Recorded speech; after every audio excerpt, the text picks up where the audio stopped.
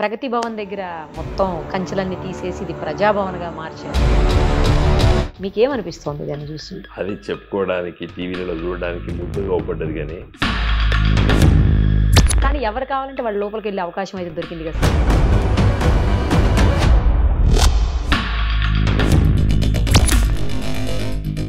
మీరు ఇన్ని దరఖాస్తులు తీసుకున్నారు కదా, మీ దరఖాస్తులు ఎక్కడ రోడ్డు మీద ఎగిరిపోయింది. ఇది కేవలము ప్రచారం కోసము, కేసీఆర్ గారిని నిందించడానికి కోసము. ఇప్పుడు ఒక 26 మంది ఎమ్మెల్యేలు మీ దగ్గర నుంచి ఆ పార్టీలోకి మారిపోతున్నారు. వాళ్ళందరూ రేపు సిఎల్పిలో మెర్జ్ చేయబోతున్నారు. టీఆర్ఎస్ ఎల్పీ కూడా అందులో మెర్జ్ అయిపోతుందని చెప్పేసి వార్తలు వినబడుతున్నాయి. అంత దాని మీద సెంటిమెంట్ మీద కొట్టిండు రేవంత్ రెడ్డి. మేము మొదలు పెడతామండి.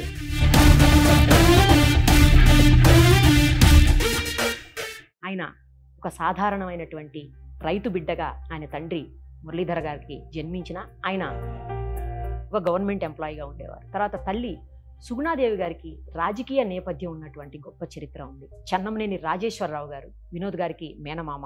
6 సార్లు ఆయన కమ్యూనిస్ట్ పార్టీ నుంచి ఎమ్మెల్యేగా గెలుపొందినటువంటి వ్యక్తి. ఇక రెండవ మేనమామ అయినటువంటి హనుమంతరావు గారు, ఆయన గొప్ప ఆర్థికవేత్త. ఇందిరాగాంధీ గారి దగ్గర నుంచి రాజీవ్ గాంధీ గారు, సోనియా గాంధీ గారు, ఇలా అనేక మంది దగ్గర కీలకమైనటువంటి పదవుల్లో పనిచేసిన వ్యక్తి. హైదరాబాద్ యూనివర్సిటీకి ఛాన్సలర్గా కూడా ఆయన పనిచేస్తున్నారు. ఇక ఒక సామాజికవేత్తగా, ప్రజలకు సహాయం చేసే వ్యక్తిగా ఆయన 3వ మేనమామ వెంకటేశ్వరరావు గారు ఉండేవారు. ఇక చెన్నమనేని విద్యాసాగర్ గారు ఆయనకు 4వ మేనమామ. ఆయన మనందరికీ తెలుసు, బీజేపీకి లీడర్గా పనిచేశారు. చాలా కీలకమైన పదవుల్లో ఆయన కూడా నిన్న మొన్నటి దాకా మహారాష్ట్ర గవర్నర్గా కూడా ఉన్నారు.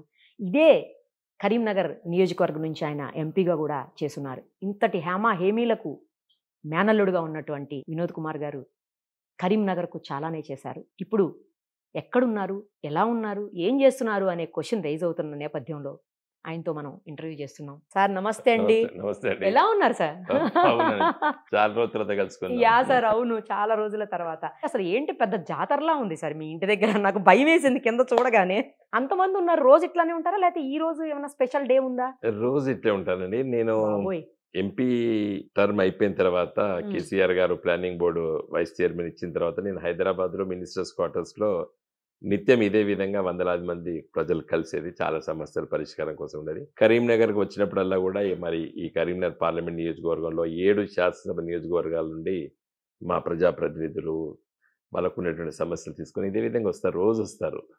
ప్రగతి భవన్ దగ్గర మొత్తం కంచెలన్నీ తీసేసి ఇది ప్రజాభవన్గా మార్చారు. మీకేమనిపిస్తోంది దాన్ని చూసి? ఇప్పుడు అది చెప్పుకోవడానికి టీవీలలో చూడడానికి ముద్దుగా అవుపడ్డది కానీ ఇప్పుడు ఎవరు అవుపడుతున్నారు? కాకి డ్రెస్సులు అవుపడుతున్నాయి. అంతకుముందు ఒక్క కాకి డ్రెస్ అవుపడకపోతే 2 ఉండేది కానిస్టేబుల్స్. కేసీఆర్ గారు ఎవరు కావాలంటే వాళ్ళు లోపలికి వెళ్ళే అవకాశం అయితే దొరికింది కదా సార్. ఇక్కడ దొరికిందండి. ఇప్పుడు మొత్తం బ్యారికేడ్స్ పెట్టి ముళ్ళ కంచెలు వేసి ఒక 100 మంది పోలీసులు నిలబడతారు కాకి డ్రెస్. లేదు సార్, ప్రజాభవన్ కి ప్రజా దర్బారు ప్రజా దర్బారు ఉన్నది. ప్రజా దర్బారు పెట్టడం నేనేం తప్పు పడతలేను, కానీ దరఖాస్తులు ఇచ్చారు కదండి. 1000 మంది క్యూలు, దాదాపు పంజగుట్ట పోలీస్ స్టేషన్ దాకా క్యూ ఉంది. అవును, ఒక రోజు అయితే ఉంది. వాళ్ళందరూ పోయి ఇచ్చారు. ఇచ్చినటువంటి దరఖాస్తులు ఏం చేశారు వీళ్ళు? కేవలం ఒక రిసిప్ట్ ఇచ్చి పంపించారు. పోనీ దానికి ఏమైనా ఫాలోఅప్ యాక్షన్ చేసిందా ప్రభుత్వం? వాళ్ళ సమస్యలు ఏమైనా పరిష్కారం చేసిందా? నేనైతే ఒక్కరి మాట కూడా వీళ్ళేది పరిష్కారం చేశాడు ఈ రోజు వరకు కూడా. మళ్ళీ నిరసనలు చెప్తున్నారు, అక్కడ రోజు వచ్చి ఆందోళన చేస్తున్నారు, మా పనులు కాలేదు, మా పనులు కాలేదని. కాబట్టి ఇది కేవలము ప్రచారం కోసము, కేసీఆర్ గారిని నిందించడానికి కోసము, కేసీఆర్ అహంకారంగా జీవించిండు ఈ ప్రగతి భవన్లో అని చిత్రీకరించడానికి ప్రయత్నం చేశారు ఈ కాంగ్రెస్ ప్రభుత్వం, ముఖ్యంగా రేవంత్ రెడ్డి గారు. ఇవాళ ఏం జరుగుతున్నది? మీరు ఇన్ని దరఖాస్తులు తీసుకున్నారు కదా, మీ దరఖాస్తులు ఎక్కడ రోడ్డు మీద ఎగిరిపోయినాయి. ఒక ఆటోలో పోతుంటేనో లేదా స్కూటర్ మీద పోతుంటే ఎగిరిపోయినాయి కాగితాలు. అవి ఎటు పోయినాయి, ఎందుకు పోయినాయి బయటికి? ఇక రోడ్డు మీద బైక్ పోయినాయి సార్, అట్లా జరిగింది. అప్పుడప్పుడు తీసుకుపోతుంటే జరగవచ్చు. ఎక్కడ తీసుకుపోయి బాలనగర్కి ఏం పని దరఖాస్తులు? అంటే చిత్తశుద్ధితో చేసినటువంటి కార్యక్రమాలు కాదు, బదనాం చేయడానికి, ఒకరిని నిందించడానికి, కేసీఆర్ గారు ప్రభుత్వం ఇట్లా ఉన్నది తెలియజేయడానికి చేసినటువంటి కార్యక్రమాలు అన్నారు. రేవంత్ రెడ్డి గారు నేను కాన్వే ఉండదు అన్నాడు. మంచిదే, వెరీ గుడ్ అనుకున్నాం. కానీ కాన్వే లేకుండా నువ్వు పోలేవు. ప్రాక్టికల్ ఉండాలి, కాన్వే ఉండాలి ముఖ్యమంత్రికి. ఎందుకంటే నువ్వు ట్రాఫిక్లో గంట సేపు ఉంటే టైం వేస్ట్ కదా. కానీ కాన్వే ఎక్కువసేపు నువ్వు వెయిట్ చేయకుండా ఎంత ఒక 2 minutes 1 minute వస్తున్నాడంటే టక్కటక్కడ చేయడంలో తప్పేం లేదు. ఎందుకంటే ముఖ్యమంత్రి గారు, గవర్నర్ గారులకి ఓకే. ఉంటుంది. బాంబేలో ముఖ్యమంత్రికి ఉండదు. మహారాష్ట్ర క్యాపిటల్ ఉండదు. ఎందుకంటే అది పెద్ద సిటీ అది. Big city. Big city. కాబట్టి ఏం చేసాడు ముఖ్యమంత్రి కార్యాలయం పక్కగా పెట్టుకున్నారు వాళ్ళు. ఓకే. ప్రాక్టికల్. కేసీఆర్ గారు కూడా అదే ఆలోచించేది. వీళ్ళందరికీ అర్థం కాదండి. అరే ఎంత ప్రాక్టికల్ మనిషి కేసీఆర్. చీఫ్ మినిస్టర్ రెసిడెన్స్, పక్కకు ప్రగతి భవన్ ఆఫీస్, సీఎంఓ ఆఫీస్ మొత్తం, పక్కకు జనాన్ని కలవడానికి పెద్ద హాల్ కట్టారు. అది సీఎం కేసీఆర్ గారు ఉన్నప్పుడు వారు ఏం చెప్పారు? అసెంబ్లీలో చెప్పారు, ఇది నాకు బంగ్లా కాదు, ఇది గౌరవప్రదంగా ఏ ముఖ్యమంత్రి అయినా దీంట్లో అవును. ఏ ఉండాలని ముఖ్యమంత్రి అయినా చెప్పి ఉండొచ్చు. ఉండాలి కట్టినని చెప్పారు. ఆ రోజు రాజశేఖర రెడ్డి గారు కూడా అట్లనే కట్టారు అనుకోండి. అవును. అట్లా ఉండాలి. అంటే రోడ్ల మీద తిరగద్దు అనవసరంగా. అంటే పబ్లిక్ కి ఇబ్బంది కలిగించేలాగా. ఇప్పుడు ఒక 26 మంది ఎమ్మెల్యేలు మీ దగ్గర నుంచి ఆ పార్టీలోకి మారిపోతున్నారు.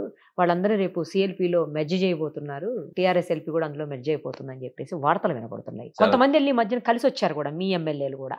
మర్యాదపూర్వకంగా కలిశారని చెప్పారు అనుకోండి, ఆఫ్ కోర్స్. బట్ ఇవన్నీ వేరే వాటికి దారి తీస్తుంది అని కొంతమంది అంటున్నారు. మీరేమంటారు? ఇప్పుడు చూడండి, మా పార్టీ నుండి ఒక్క శాసనసభ్యులు కూడా పోయి కాంగ్రెస్లో కలవరు. కారణం ఏంటంటే కాంగ్రెస్ ప్రభుత్వమే లుకలుకలతో ఏర్పడ్డ ప్రభుత్వం. ఇది 64 మంది గెలిచిండ్రు. దాంట్లో ఒక్కొక్కరి దగ్గర 10 మంది, డజన్ మంది ఒక్కొక్క మంత్రి దగ్గర ఉన్నారు. ఏ మంత్రికి ఎప్పుడు ఆశపడితే ఏం చేస్తాడో ఎవరికి తెలియదు. ఏ మంత్రి పనులు కాకపోతే ఏ మంత్రి ఎట్లా డీస్టెబిలైజ్ చేస్తాడో చూస్తాం ఈ దేశంలో. నేను ఇప్పుడే పాపం ఈ ప్రభుత్వాన్ని రేవంత్ రెడ్డి గారు ఇంకా ఆయనకి ఇచ్చిన సమయం పరిపాలించాలని చెప్పి నేను కోరుకుంటున్నాను. నాకు I don't want to disturb. నా వ్యక్తిగత ఆలోచన. సమయం ఇచ్చింది ప్రభుత్వం, కానీ వాళ్ళకే లుకలుకలు ఉన్నటువంటి ఈ ప్రభుత్వంలో మా శాసనసభ్యులు పోయి జాయిన్ అవుతారని నేను అనుకోవడం లేదు. కారణం ఏంటంటే ఈ ప్రభుత్వము అబద్ధాలపైన నిజాన్ని నమ్మకుండా చేసి ప్రచారం ద్వారా అధికారంలోకి వచ్చినటువంటి ప్రభుత్వం. ఇవాళ వీళ్ళు ఇచ్చినటువంటి హామీలు నిలబెట్టకపోతే చైతన్యవంతమైనటువంటి తెలంగాణ ప్రజలు తిరుగుబాటు చేస్తారు. కాబట్టి మాలాంటి ప్రతిపక్ష పార్టీకి చాలా పనులు ఉన్నాయి. ప్రజల వైపు చేయవలసిన పనులు ఉన్నాయి. మేము రేపు అడగవలసినటువంటి పనులు ఉన్నాయి. 100 రోజులు తర్వాత గ్యారంటీ కార్డు ఇచ్చిన వేరు, ఎలక్షన్లో హామీలు ఇవ్వడం వేరు. ఓకే. హామీలు నిలబెట్టుకోకపోవచ్చు, దానికి జవాబు చెప్పొచ్చు ప్రజలకు, అయ్యో వీలైతే లేదు అని చెప్పుకోవచ్చు. మేము 3 ఎకరాల భూమి ఇస్తామని చెప్పినాం దళితులకి, ఇవ్వలేకపోయినాం ప్రాక్టికల్గా. అది ప్రజలకు కూడా అర్థమైంది దళితులకి. ఎందుకంటే ఎవడు భూమి అమ్ముతలేడు ఆ ఊర్లలో. పైసలు ఉన్నా ప్రభుత్వం ఇస్తామని, అందుకే దళిత బంధు వైపు మేము ఆలోచన చేస్తాం. 3 ఎకరాల భూమి అంటే అమ్మేటోడు లేడు ఎవడు ఊర్లలో. భూమి అంతా ప్రెషియస్ అయిపోయింది.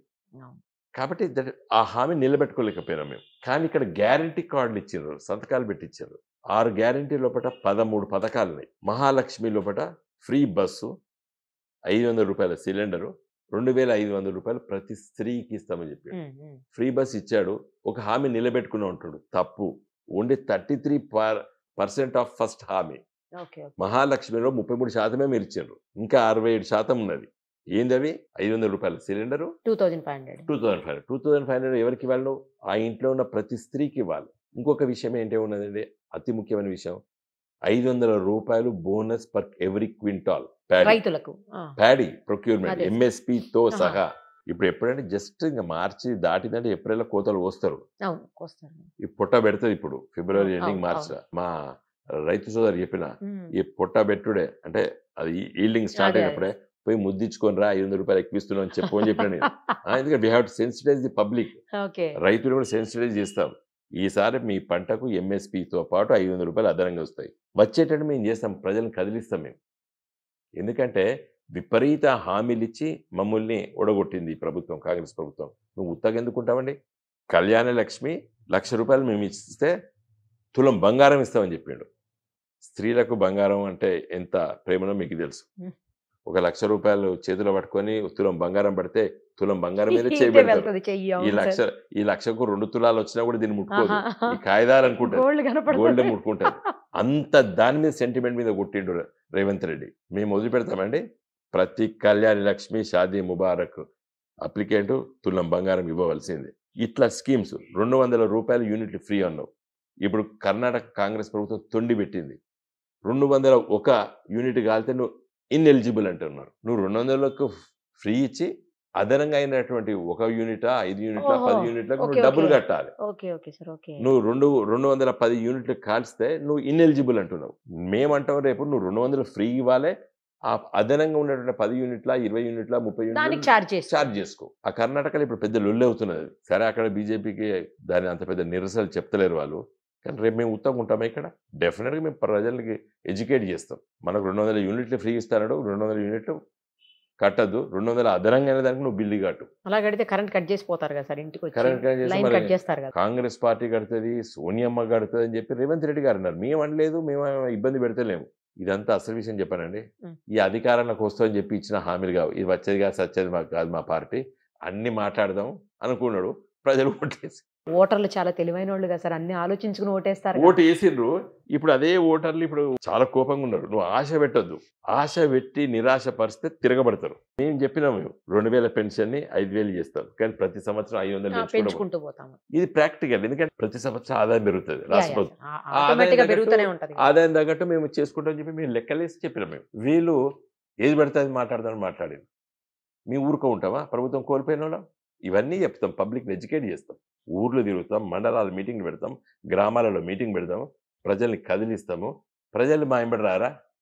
500 రూపాయలు బోనస్ ఇస్తే మంచిది, ఇయ్యలేదంటే మా ఎంబడి ఉంటారు. సార్ అసెంబ్లీని కోల్పోయి ఉన్నారు మీరు. మరి రేపు ఆ ఎఫెక్ట్ అనేది మీ పార్లమెంట్ ఎలక్షన్స్ మీద పడదు అని అనుకుంటున్నారా? డెఫినెట్గా కొంత ఎఫెక్ట్ ఉంటుందండి.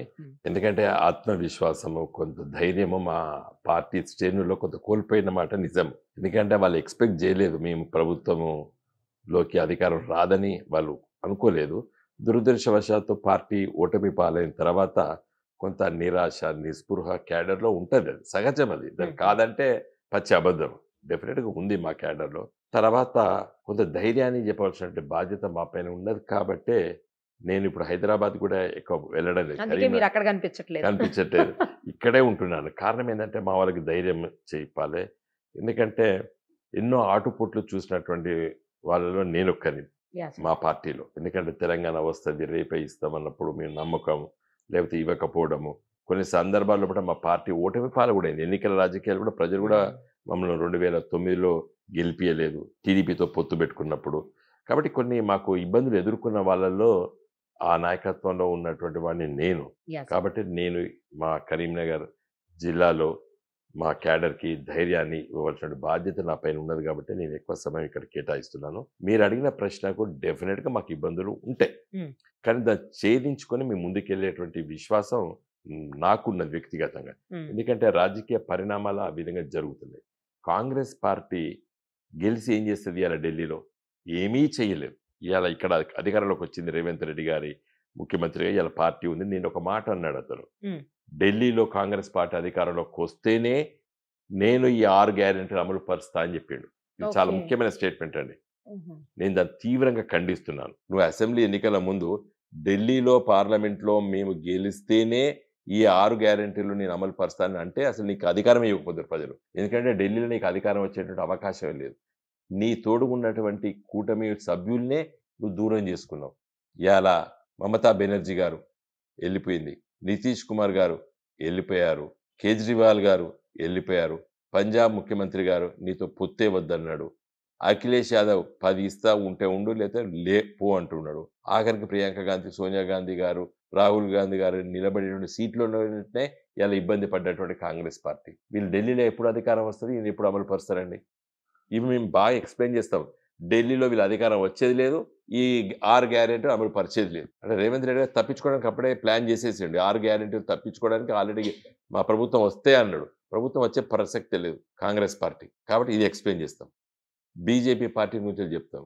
బీజేపీ పార్టీ ఈ తెలంగాణలో ఉన్నటువంటి ప్రజానీకానికి గిట్టే పార్టీ కాదు అది. ఇలా మోడీ గారు ప్రభుత్వం ఢిల్లీలో ఉంటే ఉండనియండి, కానీ మన దగ్గర అవసరం లేదు అది. ఆ పార్టీ యొక్క విస్తీరణ.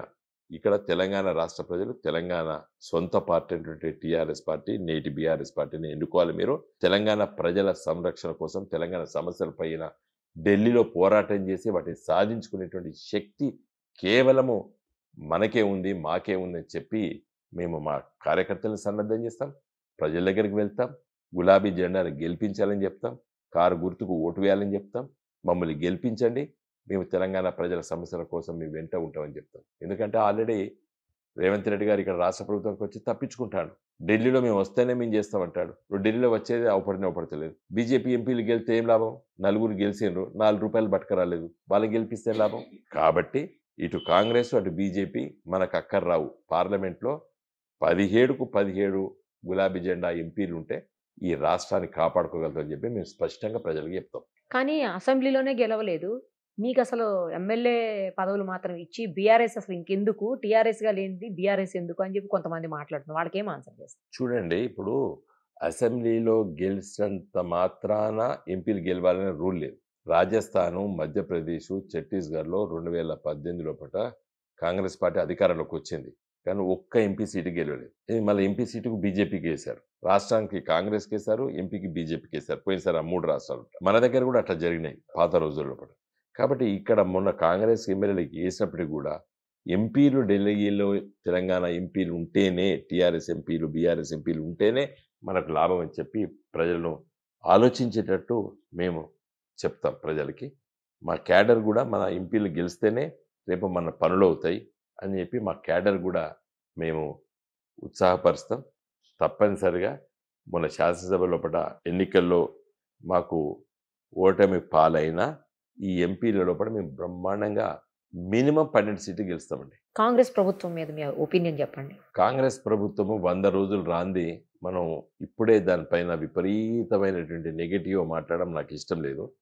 కానీ డెఫినెట్గా హామీలు ఇచ్చిన తప్పించుకోవడానికి అడుగులు వేస్తున్నాడు రేవంత్ రెడ్డి. నేను చెప్తలేను, ఆయన స్టేట్మెంటే చెప్తుంది. ఢిల్లీలో అధికారం వస్తేనే అమలు అయితే ఉన్నాడు. ఢిల్లీలో వచ్చేది లేదు, ఇది అమలు అయ్యేది లేదు.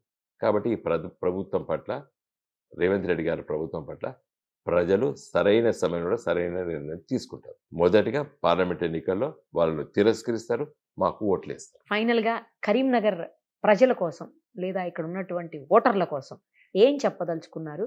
వినోద్ కుమార్ గారి విజన్ ఏంటి అసలు? 2014లో మోడీ గారు ప్రధానమంత్రి అయ్యారు. మొదటి 5 సంవత్సరాలు వినోద్ కుమార్ ఎంపీగా ఉన్నాడు. రెండో దఫాలో మళ్ళీ 5 సంవత్సరాలు బండి సంజయ్ గారు ఎంపీగా ఉన్నారు. నేను చేసినటువంటి కేంద్ర ప్రభుత్వం నుంచి తీసుకొచ్చిన నిధులు చెప్పాను ఇంత క్రితమే. Smart city, railway lines, national highways, national highway office, ఇలాంటి చాలా కార్యక్రమాలు నేను చేశాను. సంజయ్ గారు ఆయన చెప్పిన ఏంది, ఆయన ఎంపీ ల్యాడ్స్ డిస్ట్రిబ్యూట్ చేసినాయి, లేదా కేంద్ర ప్రభుత్వం ఇచ్చేటువంటి పథకాలు చెప్తున్నాడు. అవి కాదు కదా.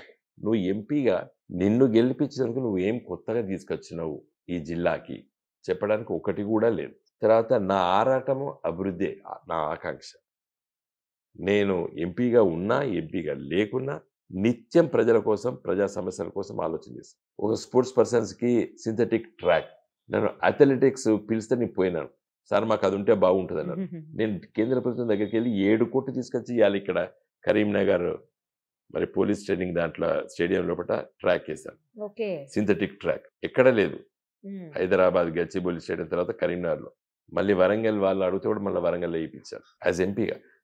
తర్వాత చాలా ఉంటాయి, ఇట్లా చిన్న చిన్న చాలా ఉంటాయి అనుకోండి. అంటే ఒక ఆరాటం ఉండాలి. నేను కరీంనగర్కి రేపు ఫ్యూచర్లో I want to make Karimnagar A railway గొప్ప కూడలి. 4 లైన్లు ఉండే కూడలి ఎక్కడ లేదు. దీన్ని చేయొచ్చు కరీంనగర్ జంక్షన్ లాగా. జంక్షన్ అంటే 2 ఉంటే జంక్షన్ అవుతుంది.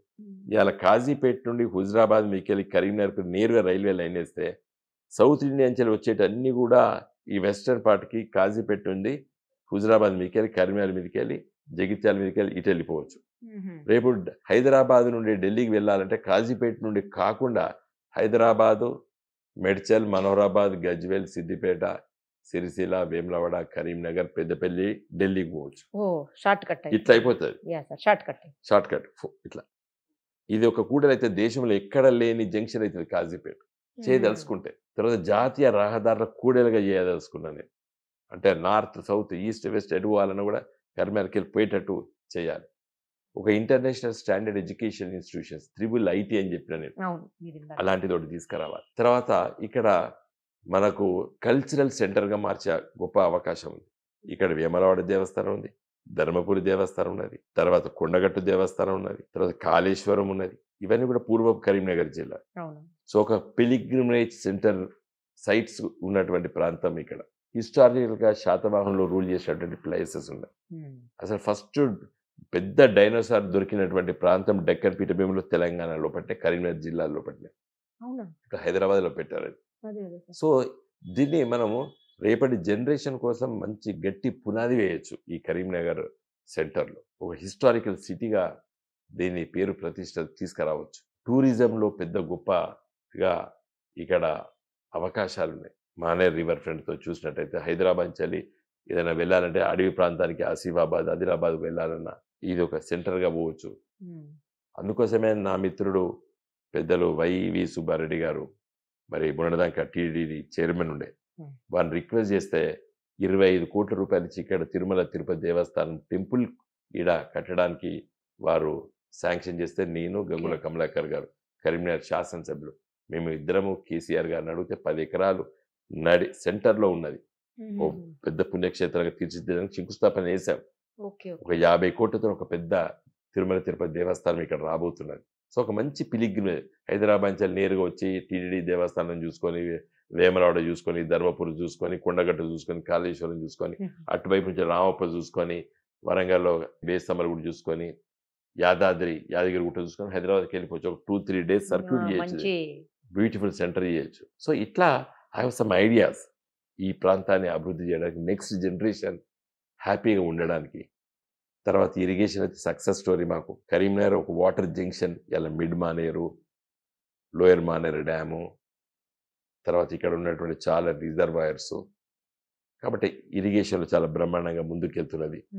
ఫ్యూచర్లో ఫుడ్ ప్రాసెసింగ్ ఇండస్ట్రీస్ తీసుకురావాలి ఇక్కడ. ఒక వడ్లు ప్యాడీ ప్రొడక్షన్ అయితే కేవలం బియ్యమే కాదు, దాని నుండి మనకి పాత రోజులు అటుకులు ఉండేది, పేలాలు, పువ్వులు. సో సంథింగ్ న్యూ చేయడానికి చాలా గొప్ప అవకాశాలు ఉన్నాయి. సో భారతదేశంలో ఇవాళ paddy production highest production district Karimnagar జిల్లా ఈల్డింగ్లో. తర్వాత ఇక్కడ మొక్కజొన్న బాగా పండుతుంది, మేజ్, కార్న్. కాబట్టి వాటిని ఎట్లా డెవలప్ చేయాలి. తర్వాత ఇంటర్నేషనల్ సీడ్ కంపెనీస్తో ఇదివరకు నేను డిస్కస్ చేశాను, మోన్సాంటో, బేయర్ కంపెనీ లాంటి వాళ్ళు కూడా ఇక్కడ మేము పెడతామని చెప్పారు. సో సంథింగ్ మనం ఇప్పుడు నిత్యము ఆరాటం ఉండాలి. 140 కోట్ల జనాభా ఉన్న దేశాన్ని ఏ విధంగా ముందుకు తీసుకెళ్లాలని చెప్పి ఆలోచన చేయడంలో పార్లమెంట్లో నా పాత్ర కూడా నేను నిర్వహిస్తాను. నాట్ ఓన్లీ కరీంనగర్ ప్రజలకే కాకుండా నేను డెఫినెట్గా నేను పార్లమెంట్ సభ్యుడు అయితే ఈ ఐపీసీ మీరు ప్రస్తావించిన ఇండియన్ ఎవిడెన్స్ యాక్ట్ మీద నేను డెఫినెట్గా పార్టిసిపేట్ చేద్దాం.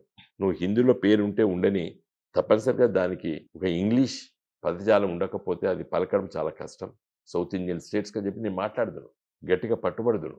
కాబట్టి ఒక పార్లమెంటేరియన్ ఒక నియోజకవర్గ సభ్యుడిగా ఆ నియోజకవర్గ అభివృద్ధితో పాటు దేశ సమస్యలపైన మాట్లాడాలి.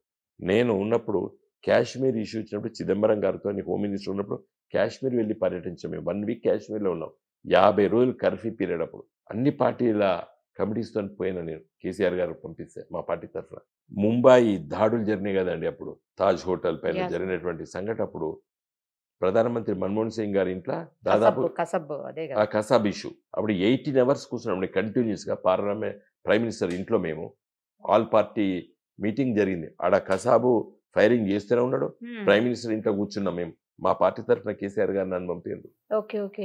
ఆ రోజు సోనియా గాంధీ గారు, అన్ని పార్టీల వాళ్ళు, మన ఎల్కే అద్వానీ గారు, అరుణ్ జైట్లీ గారు, సుష్మా స్వరాజ్ గారు బీజేపీ నుండి, లాలూ ప్రసాద్ గారు, శరద్ పవార్ గారు, డి రాజా గారు, సీతారాం యేచూరి గారు, మేమందరం మా పార్టీ తరఫున నేను వెళ్ళాను. అంటే ఒక పార్లమెంటేరియన్గా దేశం కోసం, అదేవిధంగా రాష్ట్రం కోసం, తన నియోజకవర్గం కోసం మూడింటిపైన పనిచేయాలి. కాబట్టి నా వంతు కర్తవ్యాన్ని నేను నిర్వహించినాను. మళ్ళీ కరీంనగర్ ప్రజలు గర్వపడే విధంగా నేను పనిచేస్తాను. Right sir, thank you. All the very best sir. Thank you so much.